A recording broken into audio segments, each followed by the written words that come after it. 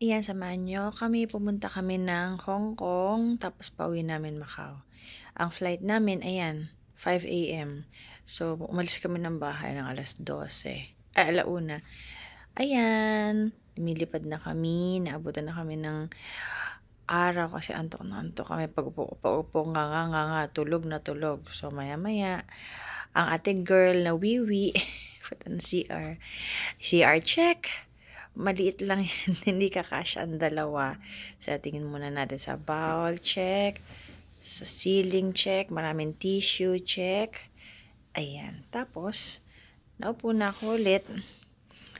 Ay, bumaba na pa, nasa Hong Kong airport na kami. So, ako'y manghang-mangha dahil automatic lahat. Itatapat mo na yung kamay mo, nalalagyan ng sabon. Tapos, ayan na, banlaw na. Tapos, papatuyuin pa. Di ba? Ayan, tuwan-tuwa naman ako dyan. Tapos may pa-heart sign pa. Sarang pero hindi Korea. So, ayan, naglalakad na kami. So, ayan, papuntang immigration, pero hindi pala dediretso ng immigration. Kailangan mong kumanan.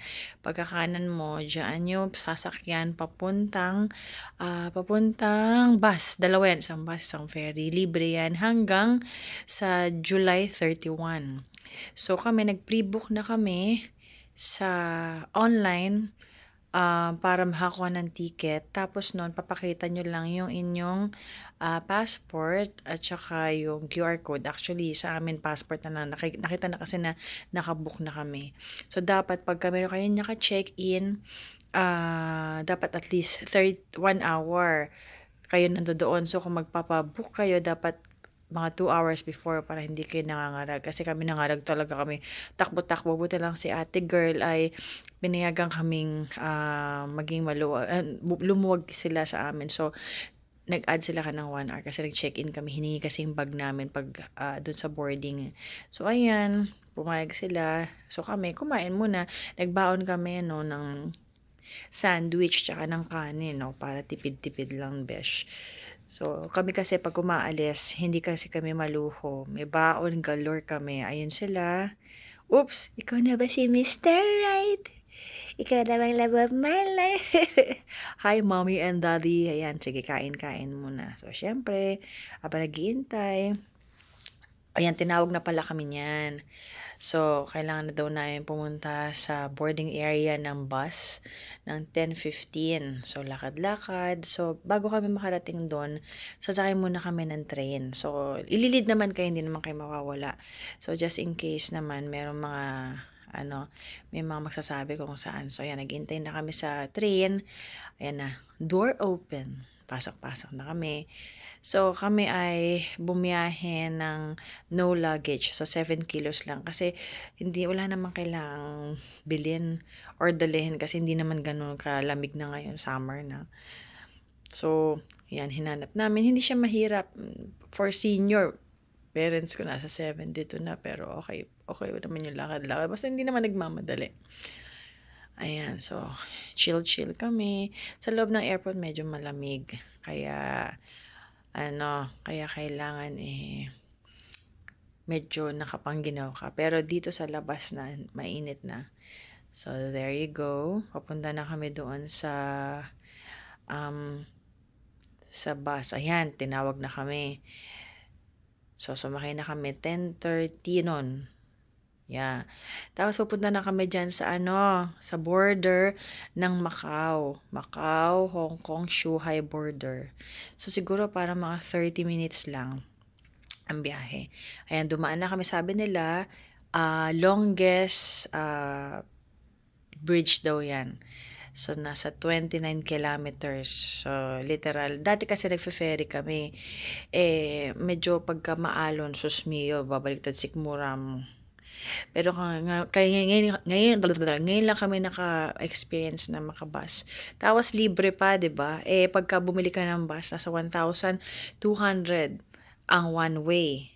So, yan. So, pag nag-book pala kayo at ang gusto niyo lang mag-day tour sa Macau, pwede naman 2-way ang i-book nyo. Libre. So, nandoon sa Fly to Macau website. Yan. So, message nyo na lang ako kung gusto nyo matanggap yung hiling. Ayan. So, malapit-lapit na kami dyan. Nasa 30 minutes lang yung biyahe namin, nabanggit ko ba kanina.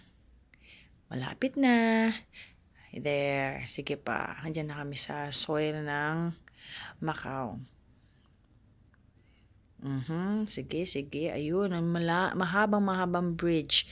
Diyan kami dadaan. Pero mabilis, ang galing nga ni Manong eh. Hindi na kailangan na humawak. Pero in fair, nag-seatbelt kami kasi syempre, just to be safe. So, sa mga nakapag-travel na ng Japan, huwag kayong mabibigla kasi ibang-iba sa Macau. So, ayan. So, dito na kami. So, dito sa papasukan natin na yan, mamaya makikita nyo. Biyahe pa din. Dito na yung pinaka-border. So, dyan na tayo bababa. Nandiyan na rin yung sige. Mamaya na. Biyahe pa din. Sige lang, besh. Huwag kayong maiinip. Malapit na. Sige, andar pa rin ang andar. Go, go, go. Fight. So, enjoy muna natin yung view. Enjoy lang mga be. Ano ba ma-expect nyo? 29 kilometers. So, panay bridge, tsaka tubig. Tapos makikita nyo rin yung mga ferry na dumadaan sa gilid-gilid. So, mas mabilis ang bus. Yata, oo. Kasi dati pag sumasakay kami sa bus, sa ferry, medyo matagal-tagal. Tapos kailangan uminom ng seasick pills kasi pag maaalon. So, ang sakayan namin dati sa Kowloon side. Ito naman, pagdating mo pa lang ng airport, meron ng sakayan, hindi ka nalalabas ng immigration. So, ayan. Ayan na kami. Dumating na kami dyan sa pinaka-border. So, yung mga magte-take ng tours din sa Zhuhai, dyan din yun. Ayan, nandiyan na rin yung Macau Airport. So, pagka kami kasi, ang kinuha namin is papuntang Hong Kong, tas uwi kami ng Macau. So, nag-cross. Hindi na kami nag-Hong Kong kasi wala naman kaming gagawin doon sa Hong Kong, kaya Macau na lang para ma-enjoy na rin lang namin yung Macau. Kasi usually pag nagpupunta kami doon, mga overnight lang, o kaya day tour, o kaya 2 nights. Ngayon naman dito na kami magsistay sa Macau talaga para ma-explore, tsaka makita yung mga sulok-sulok, makilala. Anyways, andyan na. Kasi medyo, yun na. Yan. Okay. So, papunta na kami sa loob kasi bababa ka ng bus dyan.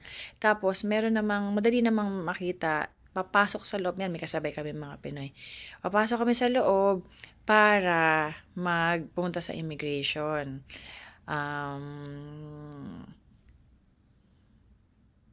Yan. Sa immigration. Tapos nun, nakalabas na kami. Sumakay na lang kami ng bus papunta doon sa hotel. Makikita niyo naman kung gumamit kayo ng Google Map. So, yun. Ayan. Finally, nahanap na namin ang aming hotel. So, nag-check-in kami sa Holiday Inn. So, sa city center siya. So, finally, nakarating na rin kami. Makakapagpahinga na, alam mo, best, 4 p.m. pa lang nakatulog na kami sa sobrang puyat. Tapos, sa grocery lang muna kami. And then, kinabukasan na kami lumabas. So, ayan. Room check! Toink. Pasok-pasok, mga suki. So, ayan na yung aming home for the next 6 days. Yan. There you go. So, if you have any questions, papahinga muna kami. Yan yung way para makarating sa Macau ng libre. Yay! I hope you enjoyed yung aking mini vlog. Wow, vlogger. So, there you go. Message na lang kayo kung ano yung mga site na mga gusto nyo malaman. Okay?